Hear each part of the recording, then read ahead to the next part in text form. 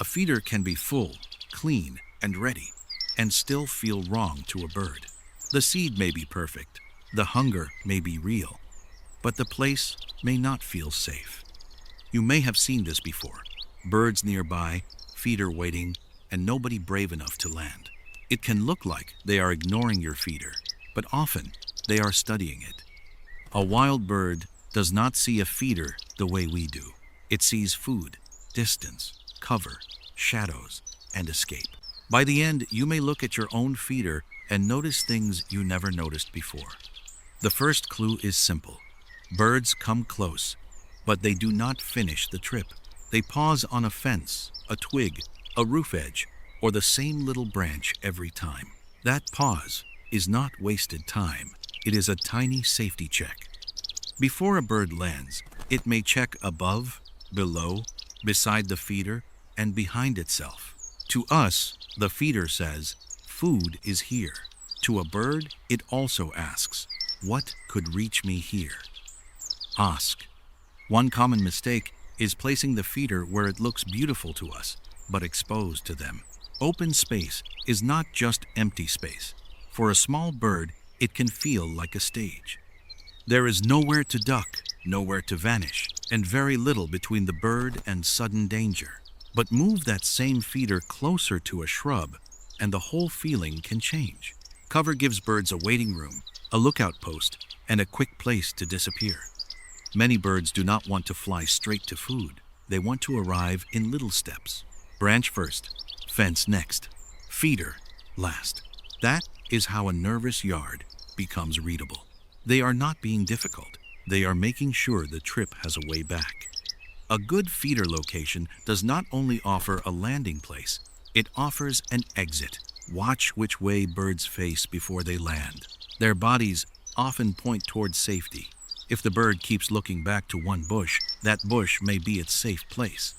If the feeder sits too far from that safe place, the food may not be worth the risk. That is not nothing. That is a wild animal making a careful choice. Another clue is line of sight. Birds like to see what may be coming.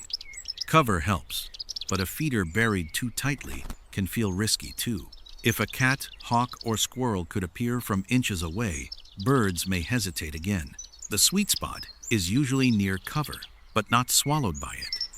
Stand where your feeder hangs and look around as if you were very small. Where could you hide? Where could you watch?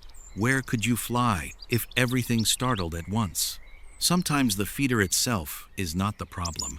The movement around it is. A swinging gate, a barking dog, a slamming door, or footsteps can turn food into uncertainty. Birds can get used to gentle routines, but sudden surprises are different. A calm, predictable person becomes part of the yard's pattern. A rushing person becomes weather. You are not trying to tame them. You are learning how to be trusted near them. Even the feeder's own movement can matter, especially if it twists, bangs, or swings too much. A bird may want the food, but not want to land on something that feels unpredictable. A steadier hook, a quieter spot, or a little shelter from wind can make the same feeder feel calmer. Then there is the window problem, and it is one of the easiest to miss.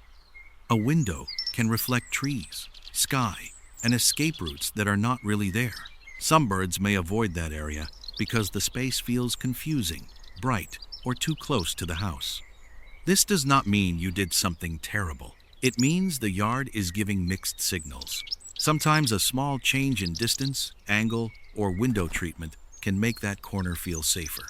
Birds also read the ground. They notice what we may not notice. A shadow under a hedge, a cat path by the fence, or a hiding place below can change everything. The birds may not know exactly what is there. They only need to feel that something could be. A feeder that is too low, too close to a hiding spot, or surrounded by clutter can feel risky. A clearer area below can help birds see what is moving before it reaches them. Another hidden mistake is placing a feeder in the busiest lane of the yard. Birds learn patterns. If a place is always interrupted, they may save their courage for somewhere else. The quietest corner is not always the prettiest corner, but it may be the kindest one. So How can you tell if your feeder makes birds nervous? Watch the almost moments. A bird flies toward it, then turns away at the last second. A bird lands, grabs one seed quickly, and leaves without settling. A bird keeps stretching its neck upward, looking around more than eating. Or several birds gather nearby, but none of them wants to be first. These signs do not always mean the food is wrong. Sometimes they mean the feeling is wrong. Food brings attention. Safety brings landing. Trust brings return visits. Trust, for a bird, is not a big dramatic thing. It is a pattern that keeps being safe. Same feeder, same quiet corner, same gentle human, same easy way back to cover. Sometimes the kindest thing you can do is give them space after you fill it. Not because they dislike you, but because distance lets their nervous system soften. If you watch from inside or from a quiet chair far away, you may see the truth more clearly. Birds often come when the yard finally stops asking too much of them.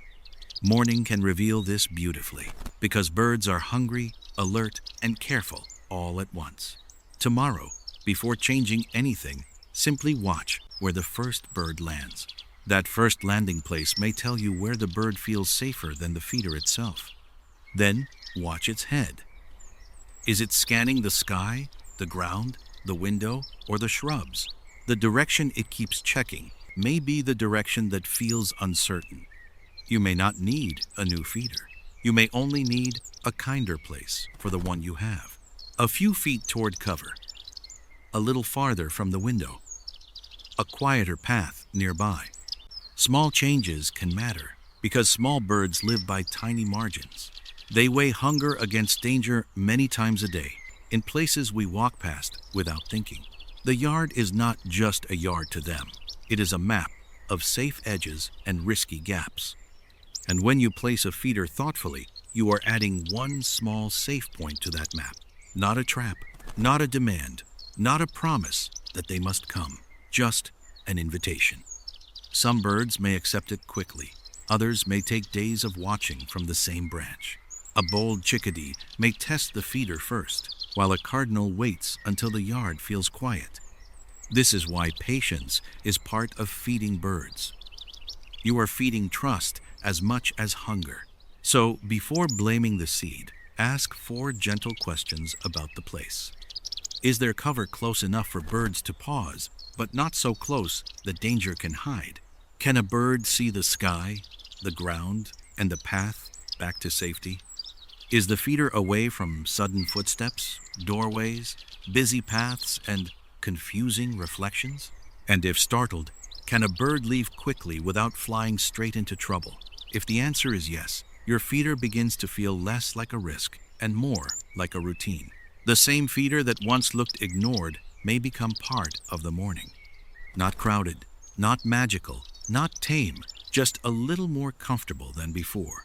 That is often what trust looks like in a backyard, brief, quiet, and easy to miss. A small wild animal does not need you to be perfect. It only needs you to be gentle and predictable.